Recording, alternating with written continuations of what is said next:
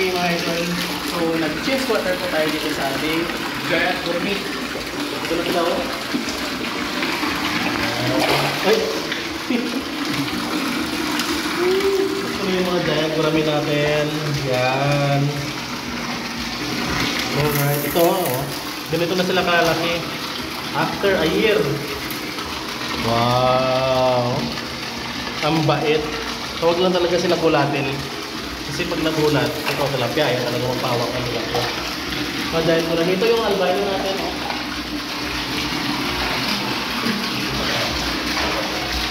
Yan, ang dami lang.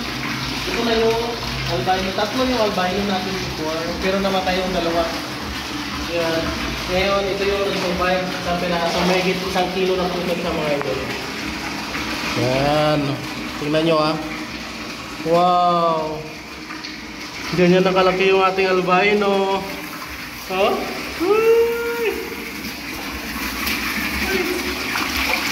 Huwag na sila kulatin pag magulat mo sila.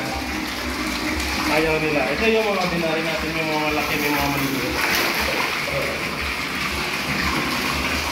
Mabait po siya, basta wag lang kinukulat.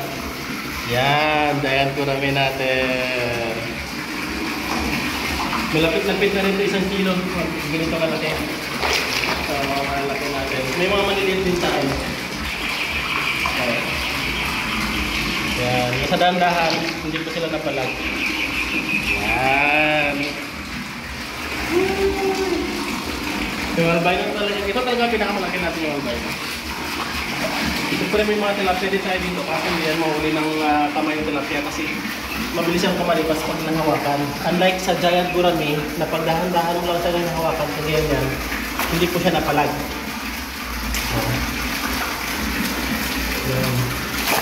Uy! Basa. Malaki na. Ito po.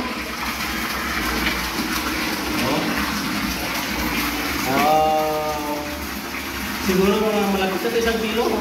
Mandi mo. Malapit sa 1 kilo. Ito nagpatayan to, naglagay din tayo ng asin.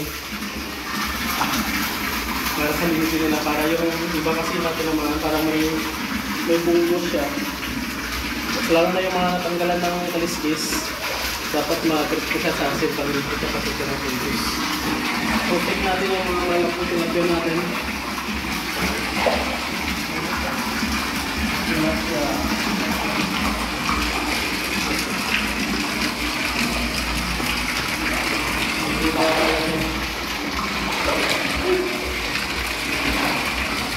Ayaw magpahuli na sa tilapia, ayaw magpahuli ng tilapia.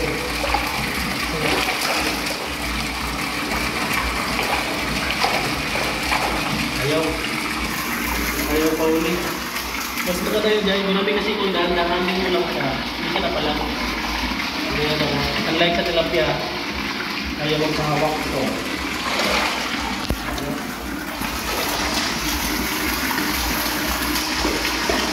Tilapia natin.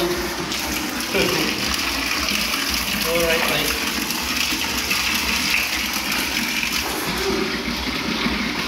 Yan lang. So, sobrang dami nila mga ito. Tingnan na. Yan. Ganyan sila kadami. Yung iba nasa gilid na. Yan. So, 1 year old na po yung ating Giant Gourmet. Yan yung iba medyo mabagal lumaki. Yung iba naman mabilis. Hindi po siya uniform. Although same batch po sila, hindi po sila uniform sa paglaki.